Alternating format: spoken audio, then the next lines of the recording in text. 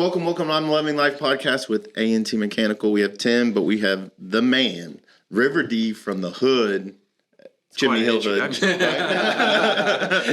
Appreciate that. Can you provide some context behind River D? Absolutely. Okay. So actually he lives in Chimney Hill now, thank God. I'm super excited about it. But so we went and played cards for the first time ever. Yeah. And every time, if you play Texas Hold'em, the last card's the river, and that's how he kept winning every single time. Did you win the whole pot that night? Oh. He bets on the last card. Oh, okay. Yeah, I won that whole night. So I think it was Josh that said it for you. Yeah, he may have. It stuck. It was River D. Yeah. So what? You moved in the neighborhood this year? I think it was August of 21. But the year before that Yeah. is where he was jealous of our Chimney Hill. Yeah, I saw these fools walking around with matching cups and throwing horseshoes out in this field. Mm-hmm. And it's like, how do I be a part of that group? It's like a good group. So I weaseled my way in, and here we are. Okay. Yes. So he's part of the squad now. Now he doesn't hang out very much. Well, they like to play horseshoes at like midnight. Yeah, On Thursdays, and yeah. It's 9 o'clock. I have to be. Some people. What kind of job do you have, sir? Oh, well, I'm an Oklahoma City police officer. Thank you for What? asking. What? Yeah. Watch out, everyone. Plug. So being an Oklahoma City cop, going to Chimney Hill. Have you arrested anybody in Chimney Hill yet? No, that's Edmund. Okay. That makes difference. Different jurisdiction. Dang it. Yeah, that's okay. So So how long have you been a police officer? About 13 years. 13 I turned on years. in 2011. Okay. See, he's very stiff right now. I need you to relax. We need to get you a drink or something. Relax, man. You seem like you're nervous. Don't be nervous, man. No, I'm super glad you moved in the neighborhood. I appreciate it. We're glad to be there. So being in the being a Oklahoma City cop, but you're not actually like chasing down like high speed racers, that kind of stuff. No, I'm not on the streets anymore. I am currently assigned to the sex crimes unit. So I supervise our sex crimes unit. There's 8 detectives there. So that's my day to day. Are you like chief, captain? No, lieutenant. I know you are. I was just kidding. Yeah. I just plugging him Yeah, again. thank you. I appreciate So he's a good lieutenant. That's awesome, man. So when you didn't decide to go in that route first? No, so first of all, I should clarify, I do not speak on behalf of the Oklahoma City Police Department. There we go. Today. There's a disclaimer. All these statements and opinions are mine and mine only. No, that wasn't like the... It's all legal. Right. That wasn't the track that I had initially set out for. Is that what you were asking? Yeah. Yeah. No, it just kind of worked out that way. I've been up there since February of 2021. So what is that? Three and a half years? Right. But what were you doing before that? Well, I've done a lot of things. So I started off in patrol, which is where everybody starts off and a lot of people stay. So when you do patrol, Right. do you have to work the fairgrounds? Yes, you do. Yeah, I learned that. Yeah. That's Everybody like does. the worst case scenario, world. right? It's Yeah. the grunt work. Is that right? Well, so Or initiation? no, it's just one of those things. So, the fair comes once a year and it pulls a whole bunch of guys from the streets to the fair. And it can be fun, but the grind is like I was in the gang unit when I worked the fair. So we would work Thursday, Friday, Saturday of both weeks. So it was like 8 days at the fair. And it's just exhausting. I hate going to the fair to this day. Because of that? Because you know how bad it is? Well, it's just I've seen everything at the fair. I've eaten everything. I'm over it. Yeah. Is there like 12-hour shifts or? No, well, we'd work. Oh, they were about 10-hour shifts. So like 2 to midnight when you're at the fair. So what's that cutoff not to go? 7 o'clock? Yeah, I'd say that. Okay. After 7, it gets It gets crazy. a little rowdy in the midway. See? Stay away. Yeah, but it's fun work. It just gets a little rowdy out there. You're with your family and stuff. Yeah. So before I ask like basic questions, right? What are the top 3 questions like when people find out you're a police officer? What do they always ask you? Oh gosh. I can call one. Can you get me out a ticket? Yeah. Okay. I don't know. I was just... It kind of depends on who you're talking to. Like I was talking to one of my good friends' mom, and she's like, "Have you ever arrested anybody?" I'm like, "Marcia, yes." like Quite a bit. thousands of people. Yes, yeah. But man, it kind of just varies on who you're talking to and how the conversation goes. They have you ever been in a car chase? Have you ever pointed your gun at somebody? Like all that stuff. So yes to all those things. It was I had a very exciting 8-9 years between working in gangs and then working in narcotics. So it was all very proactive. And so it was a lot of fun. There's some good times. Okay. What's the most like, when you get asked a question by someone that is actually interesting to you? Right. What do you remember? Any question like that? Oh, like a story? That, it's not like a question that got you actually engaged. Maybe you're in a mood where, you're sitting somewhere, you're not really talking to anybody. Someone comes up, they ask you an actually really interesting question. All of a sudden your body language switches and you're having a conversation. Right. Has that ever happened to you? Yeah. He talks to me all the time. Yeah. I mean, I'm very. Is that what you're doing? Joe pulls me. I need to know. Yeah, I'd have to sit and think about that. Sorry, I'm not. No, I don't have one That's in the okay. chamber for you. We can edit all of this. Don't worry. You don't need to know. We had to edit Play a it lot raw. from Play it Josh. raw. Yeah. We had to just cut stuff out. Half of the episode for Josh didn't make it. Right. So It was a 15 minute. Dropped it. That's funny. no, it wasn't that bad. Sorry, Josh. Sorry, Josh. No, you're not. So, no questions. Okay. No. You can ask questions. No. I'm asking a question, but that question, it's Weird okay. interview if you didn't ask questions. Well, because I always hate, there's always the generic, like basic questions that Right. most people ask, and I always hate to go with the default, right, and actually try to ask something interesting that Right. would actually engage the person Yeah. that I'm asking. That's kind of the route I usually take. You get it? Well, so you have a wife I do. that goes to Will Rogers, Yep. and he has, Well, she teaches there. well, Yeah. yes. She doesn't. She doesn't there. attend class. Okay, perfect. Thank you for clarifying. And then you have 3 kids. Yes. And what's the ages? 10, 8, and 4. So it's really cool. He gets sucked in to do stuff for the school. Right. So he got to go to our school, and now my kids think you're a superhero. Yeah. So how does it feel? Popular Okay. at the school. Okay. No, it's fun. They asked me to do like a career day there. So they had it's funny, it's Edmond School in Edmond, and there was an Oklahoma City police officer, Oklahoma City firefighter, and a nurse from Baptist. So there were like 3 Oklahoma wow. City Yeah. representatives there. But no, it was fun. When she asked me, she was like, "Hey, can you put together like a 10-minute PowerPoint?" And I was like, "Yeah, that's fine." She was like, "What are you going to talk about?" I was like, "I don't know. They're kids. I can talk about anything. Like it doesn't matter." Yeah. And so I put together like a 10-picture PowerPoint that had like a picture of the K-9 unit, picture of the Bearcat, which is like, the big armored vehicle and stuff. And then talked about like stranger danger and, who are safe adults. And you forget, because I used to teach and I hadn't been around a bunch of kids in a long time, but you forget how funny kids are. So I ended up doing like 18 different presentations just back to back to back, which was exhausting. Yeah. But they're funny. So like we're talking about, there's just one kid, we're talking about like who are safe adults, right? So who can you go to if you're ever in trouble? So the idea was police officer, firefighter, the people that are there talking to you. Yeah. So I asked the class and, kid raises his hand. He's like, police officer. I'm like, yeah, that's a safe person. Great. The other kid raises his hand, firefighter. Yeah. Then somebody says teacher. Yeah. And then some kid in the back goes, a preacher. And I was like, yeah, preacher. And then some other kid goes, not at my church.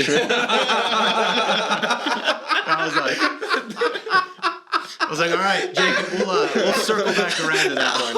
Why don't you stay after class? We'll talk about it. my God. Yeah. But dude, it just pops out. Oh, yeah. Man. No telling. They're not trying to be funny. Oh my gosh. I did a career day for A&T last April. Right. And for me, it was 8 sessions back to back. Right. I made the mistake. I brought her whoopee cushions. Yep, that's a huge mistake. And so now teachers are glaring at me like this is going to be a problem the rest of the day. I was like, well, just call. I guess it'll be fine. I brought like 700 Frisbees and balls and bracelets and made it through like the first 3 classes. And then I was like, all right, at the end, Oh, yeah. you get Frisbees. Yeah. That makes sense. Not Well, at the beginning. first thing they do when they come in is ask you for whatever items you Right. have. Oh, yeah. And then it just becomes a distraction Yeah. for the rest of the day. So it's a problem. But that is hilarious. Little savages.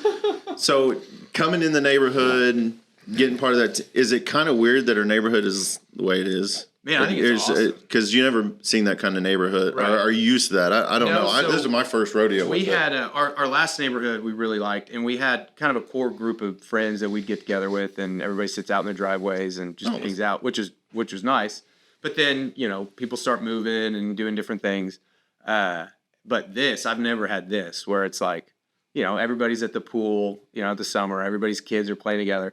That's one of the things I told my wife that I loved about the neighborhood is it feels very nostalgic. It feels very 80s to me. You look out and there's just like mobs of kids riding their bikes or, running down the street chasing each other. And nobody cares. Like there's not like watchful eyes out there. They're just running around playing in the creek. And so I love that. Awesome. I love that. Yeah. Do you, now being in what position you're in, is it kind of scary because you do have 3 girls, Does that kind of play a factor? Paranoid or because my wife is very paranoid about did they sneeze? Right, where are they at? right. So I don't know. Does that take a different mindset for you? Yes and no. Or if you don't want to go down this route, we don't have to. I was just wondering because like you go through it and to be on that situation, you're just kind of like. So I have to be like intentional about giving them freedom and letting them go. Because I think, obviously, especially in my line of work, I see the stuff that happens every single day.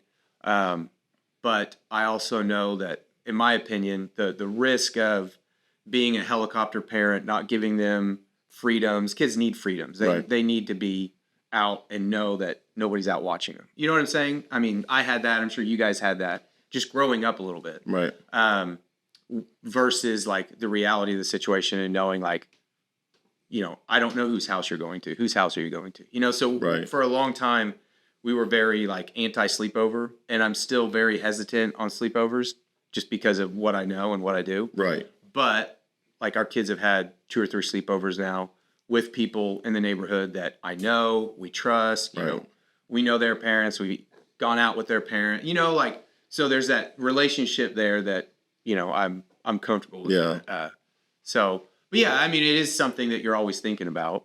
But you're not far from the park. No. And you're okay with them. Yeah. And part of that too is like, I mean, I'm sure you get it. 3 kids, our house isn't huge, so I'm at the point now where I'm like, go outside, leave, go to the park. The first time that Caroline was like, can I go to the park by myself? I was like, please, I'm begging you to go to the park by yourself. Be home in 45 minutes. Like, how to get home. But go to the park. Right. But I think they need that, independence a little bit. I agree. It's just so hard, because there's so many things that they show and stuff like that. I mean, Netflix right now is like on a spill of like the worst case scenario and then other thing that's dropped, just like, oh my goodness, like I hate to say Puff Daddy's thing. Right. You're just kind of like, my kids ain't going nowhere. Yeah. Well, luckily, we don't run in the same circles. No, we're not in the same circles at all. But, then that mindset, you're just like, okay. Right. You're going to the park with me, and I'll stay there until. But since you've been through that, I could see that you're like, all right, you know what to do. Yeah. So that's awesome. It's a bit of a balancing act, but yeah. So are you working night shift or day shift? No. Now? So actually now for the first like 10 years of my career, I was either evening shifts, which is like 4 p.m. to 2 a.m. I was day shift for a little bit. And then on narcotics, we kind of flexed a little bit, but it was mostly evenings. But now, for the first time in my career, I'm Monday through Friday, 7 to 3, and so great schedule. And so he can actually go play horseshoes at 9 o'clock. About 9 o'clock at night is very late. His bedtime is 9. Yeah, I go to bed early. Yeah, mine is not that old. Yeah, well, I don't go to bed early because I'm old. I go to bed early because I get up early. I get up early. What time do you get up? I get here by 7. Okay. 6:50, something like that. So I get up 6. Okay. But I'm not old. You're young, though. I know. I get up at like 4:30. So I get up early. Oh, but you got to go to the gym and stuff. Yeah, I go work out and shower. See, I wish I had that mentality. Man, just do it. I'll go with you. Come on. No. He's showing me up. Yeah, I want to start the Quail Crunch Fitness Yeah. gym is about to open up Okay. on the 24th, I think, of this month. So I'm going to start going to that. He goes to all of them. What do you go to? Just every gym that he can. No, I possibly just go to the find. gym. Wow, I just baller. go at headquarters. We have Oh, okay. a little gym, and I'm there in the morning, and it's quiet. And, Okay. Yeah, it's nice. 4:30. Yeah. Yeah. Well, that's what I'm about to start doing too. So it's me and Mike. So No. Yeah, No. Well, want to come? That's fine. I'm not going to no They're crunch. trying to. I have some buddies that are trying to drag me back to a basketball league too. Yeah. I was like, like I don't know if I can run. Right. Right. Gotta work out. So I'm going to ask you a couple questions. Ask The whatever one you want. thing is like, let's just say, what's the best thing for someone that's listening when they do get pulled over or something like that, or in a situation they have a conversation? There's all these. Don't say nothing to the cop. Right. What do you think? I mean, I would tell you the average person who gets stopped by a police officer is not doing anything highly illegal. They're speeding. They've got a defective tag, something. So just give them the information they want. They're going to ask for your license. They're going to ask for your contact information, and just be reasonable about it. If you have an officer that you think is rude to you, you think is unjustified in what they're doing, I would suggest still comply, and then you can always make a formal complaint or whatever it is. I mean, obviously we're not above the law. There's a lot of repercussions. We're held accountable for our actions and everything that we do. Every officer out there now has a little GoPro strapped to their chest, so it's recording everything. So yeah, I mean, I would say just comply. The people that are out rolling dirty and living that life, best of luck to them. I mean, you're gonna get got one way or the other. Exactly. So, just don't do it. That's awesome. so yeah, just be cool about it. Well, I just, people put this persona, Right. and they're really just like all of us. people. And it's just, Yeah. I mean, it just blows my mind. Like, Right. I understand there's scenarios, Right. but it's like, how many times people get pulled over Right. and you get the 1% that's Right. doing it. It's just like, Right. you Well, can't just blame every single Right. cop. And, that- the officer's perspective too is, yeah, there are guys out there that just write speeding tickets along Broadway Extension, and they're dealing with normal people 90% of the time that they pull somebody over. But officers on a day-to-day basis are going from a traffic stop here to an armed robbery over here to a homicide to a guy with a gun. I mean, so they're wow. always worst they're case always scenario. going into situations that they don't really know what's going to happen, and it's really different unless you've put on a uniform and a badge and a gun. You really don't know what that's like. You walk into a crowd, everybody knows who you are. Everybody knows what you stand for. Everybody, you stick out like a sore thumb. As an officer, when you walk into a crowd, whether it's at a bar or at a fight or whatever, you don't know what anybody's intentions are. You know what I'm saying? Right. So you're always on that heightened alert. That's why guys can come across as jerks sometimes. Where it's not that they're jerks in person. I mean, some guys are jerks, but you just don't know what you're dealing with. Right. So I've been in tons of situations where you're talking with somebody and then all of a sudden, boom, they take off or they go for a gun or whatever it is. So you never know what you're dealing with. But you until have the to be on situation. number 10. You can't be just like, hey, Right. what's up? Right. Hey, how are you? No, Right. like, So- hey, Yeah. let me assess the situation. Right. Yeah. You're, So I you're can kind of imagine. always, I don't know if on edge is the right word, but you've always got that playing in the back of your mind that I'm going home after this. And, I've dealt with a bunch of people that you just size wise, they could tear me apart, and it's me and you, and you don't want to go to jail, but you're going to jail, so how do I Right. handle this situation? Yeah. Every cop's been in that situation where it's one-on-one and you don't want to go to jail, but I'm taking you to jail. So officers deal with that every day. So it's just, that's why people can come across, or officers can come across as maybe, not very kind or something like that. It's just, it's just the nature of the job sometimes, But you're also held accountable too for safety, right? Like Yes. your safety and other officers around you and everything, Yeah, and you absolutely. can get there's repercussions Oh, yeah. to not being safe, Oh, right? yeah, absolutely. I mean, especially if you're on a fluid situation or an active situation, and you've got one area of responsibility and you're not doing it, well, it could get your partners hurt, somebody else hurt, the civilians involved hurt. So yeah, there's there's a lot of stuff that guys are thinking. I say guys and girls. That are going through their mind when they're out there dealing with stuff on the streets. So, let's listen to the positive. So, what kind of fun things you to do as a cop? oh man, you get to drive fast. You get a city car. No. Let's go to the big thing. The big thing. Okay. The big thing. The Thunder game. He's going to the Thunder games all the time. What? You work at Thunder games a lot? Yeah. So our group is like he's where Waldo now. So everybody's like, whoever goes is like trying to find him. Right. Where's Kleehammer at the game? And I'll always get some weird candid picture of like me just sitting down, scratching my neck or something, and looking for Sam where he's at. Yeah, no joke. He's always in there trying to take. Isn't that crazy? He's watching the best team, and you go every getting game? paid to do it. No, I don't go every game. I'll be honest. I'm a bit of a fair weather Thunder worker. I'll work Sundays through Thursdays. I try not to work Fridays or Saturdays just because that's my weekend. And it's long days because, I'll work my normal 8-hour shift and then go work a 5-hour Thunder shift or whatever. But it's fun. Mm-hmm. I mean, especially now. I love the team, dude. Right. The team is so great. And just watching them, because lately I've been working down on the floor, so I'm right there by the team. But dude, oh my gosh, dude, they're freaks. They're just so big. But I worked a lot when Durant and Westbrook and all those guys were here.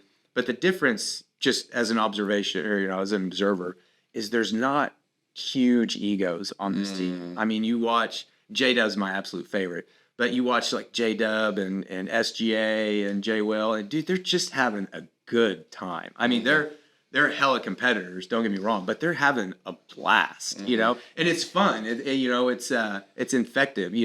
They'll always walk through the tunnels and everybody's around them trying to get autographs and stuff.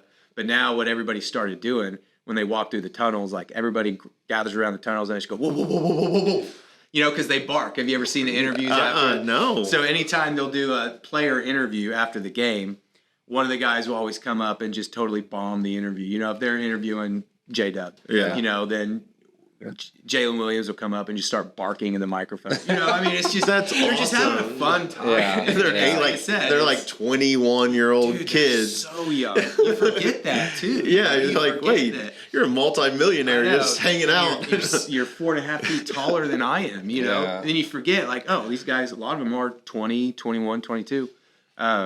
Which you think about it, it'd be a weird position to be in. You're young. And you're already, on a world stage, a massive celebrity. Everybody wants to touch you. Everybody wants you.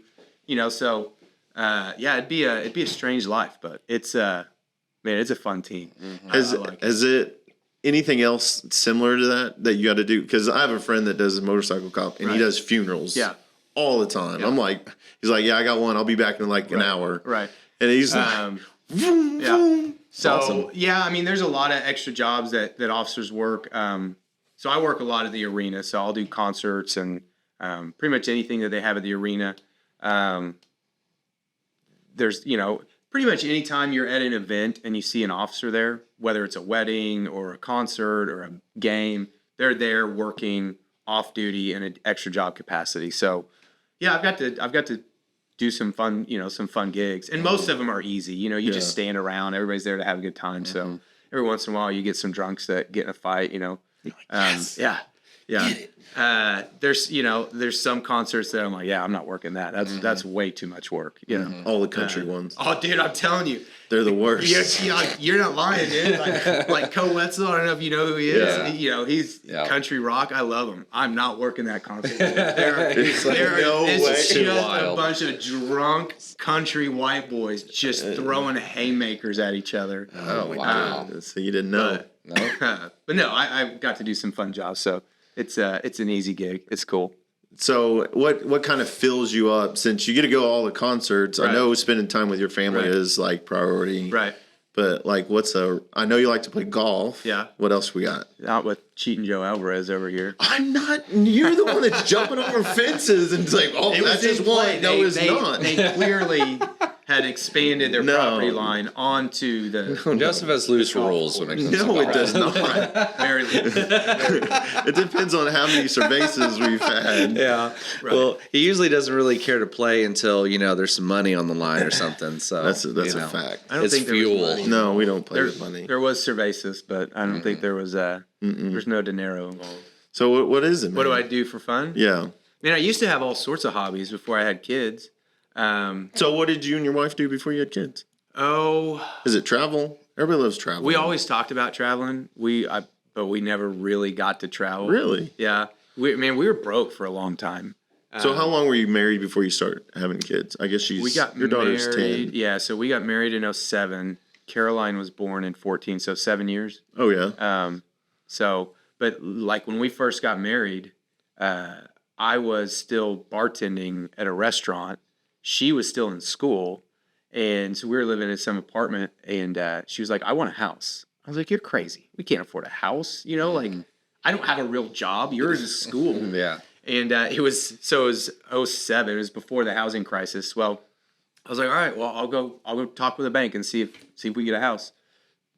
They were like, yeah, well, how much money do you want? I was like, this does not seem responsible at all. But like a week later, we got a loan, got a house.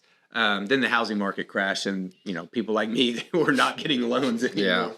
Yeah. So we were married for 7 years. We lived in the village for about 5 years, and then built a house way up north. We're there for just about a year, and then we moved over into Deer Creek, which we were there for about 5 years, and then moved back here, or moved over on the east side a year and a half ago. Really? So, yeah, when we were young and married, we didn't really have a lot of money. We go out and stuff, but not like. So were y'all picnic people?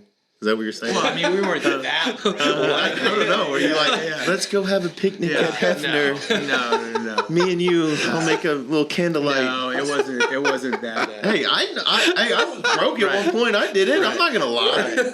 No, I don't think we've done a picnic in a very long time. Okay. Oh man. Yeah, but at that point, all of our friends were married, but they didn't have kids. So just hanging out, going out with friends and stuff like that. Nothing extravagant. Nothing like y'all made like a yearly thing that y'all did. I don't know. I just wonder. Golly, making me feel bad. I feel No, like I just wonder. we didn't do anything, We haven't done anything. Yeah. Golly. My wife's gonna listen. I know. Please don't let her. I apologize for calling him out. I do have one other more of a serious question. So what do you do to kind of separate your life as like a police officer, right? Right. And then your family? How do you turn it off? That's a good question. See, that's one of those questions you were talking about earlier. That's a good question. It's easier now that my job now is I basically review investigations, review police reports, and approve completed work that the detectives do. My detectives are extremely competent, so it makes my job pretty easy. So there's not a whole lot of day-to-day, real stress that I deal with now, whereas previously when I was on the streets, it was hard to turn it off, because you're going 100 miles an hour, especially in the units that I was a part of. You're going 100 miles an hour all the time, and then you come home, and it's like your brain's still going. Mm-hmm. Even if you're tired, your brain's just still going, and it's hard to turn off that hyper vigilant mode. So. Some of the things that I like to do now, I like to read. It kind of calms me down and settles my brain. I like to work out. I like to run. I like in the summertime, I'll spend all day by the pool. Really? Well, I'm excited. By the pool. It's going down. And then I like spending time with my kids too. They're a blast. They can, when they're all three together, it's just constant chaos. I don't know how you guys kids are. It's just they're just it's always something. But we like going and doing stuff with them, taking them to the parks, going on bike rides. Yeah. Picnics. No picnics. We haven't done picnics. Yeah. Well, I asked that question because, we talk about this too, about turning it off. And I can only imagine being in like a highly stressful environment like that where you can get sued, you can go to jail, you could kill somebody, all these things. I feel like that would be like a times 10 multiplier, whatever stress we're talking about. I didn't realize this until I was talking to somebody else about it. I do things a lot differently now than I did before I was on the department. Like, there are certain things that I'm super anal about. Like, I don't know if I'd call it OCD. My wife will call it OCD, but like, one of the first things that I have to do when I get home is I vacuum. Like, I vacuum probably twice a day. Now we have dogs, so there's dog hair and stuff. But like, that's like, I have to do that. Like, I can't relax until everything is in its place and in order. And it drives my wife crazy. It would drive me nuts. But I was thinking about it, and I think, I'm not trying to like psychoanalyze myself, but I think part of that is when you're on the streets, like, you really can't control much. You do your best to control this situation that you're involved in. But other than that, you're kind of just along for the ride and managing it and trying to enforce the law, trying to be safe, trying to keep your partner safe. So like, my home, I realize, is like, this is the one thing that I can control. I can control that pile of dog hair over there, or the dirty dishes in the sink, or the grass that's too high. So I think that my experience on the department has kind of bled into that. I didn't used to be that way, and I am now, and I really can't. It's just who I am now. So that's kind of affected who I am. I didn't for a long time. I'm a little bit better now just because I've been removed from the streets for a while. But I didn't like going out for a long time. Didn't like going to crowded places. I believe it. Didn't like going to, bars or anything like that anymore. It just wasn't anything that interested me anymore. Like I said, that's changed. It's gotten better just because of the nature of what I'm doing now, my role now. But yeah, That's awesome. yeah. I wasn't expecting you as a. As the vacuumer? Yeah. Yeah, it drives my wife crazy. She's like, you just vacuumed 3 hours ago. I'm like, well, I see the something. kids were eating crackers, and look, there's crumbs all over the floor now. Right. We have to do something about it. You can't just live in this filth. What are you talking about? Do you have pets? Pets. Oh, you said Yeah. dog hair. Yeah. So 2 dogs. They won't eat the crackers and stuff? No, they do. I just made that up. Okay. My bad. I was like, Yeah. dogs? My don't dogs eat everything. But then they'll lick the floors for like 30 minutes. Then I got to mop it. It's just ridiculous. Yeah. No way. No way. Well, I apologize for my office. I don't want to say anything. I'm like, but, we do have grown men working in mud, so I apologize if it's a little dusty and You stuff. gotta make sure the horseshoe. We'll pit clean the and pits out, everything put a need little to be paper, cleaned like out. yeah. It's like, red guys, carpet out for him. That's why he hasn't came. Now we know. Dang it. I can't handle it, man. I can't handle it. The OCD just takes over. I think you have to be in the position you are in. Yeah. You have to be because everything has to be perfect. Right. So that's amazing. And I'm not like a weird Yeah, you are. drill instructor. I just like, in order for me to relax, at the end of the day, the house has to be clean. Makes it. It's good. Yeah. Well, at the end of the day, Right. love and life. Right. Thank you for coming, man. absolutely. You're amazing. I'm so glad we are actually friends now and got to spend some time with you. And hopefully we do some more stuff like we need to do this. a part 2 and go through some stories too. Yeah. Oh yeah, some big guys, stories. so- You gotta wait till the statute of limitations runs. Oh, okay. All right. Just let us know. Yeah, we'll get it done. Well, thank you. Yeah. Thank you all. Thank That's you very fun. much. Appreciate it, buddy. Yeah, thanks. Thank you.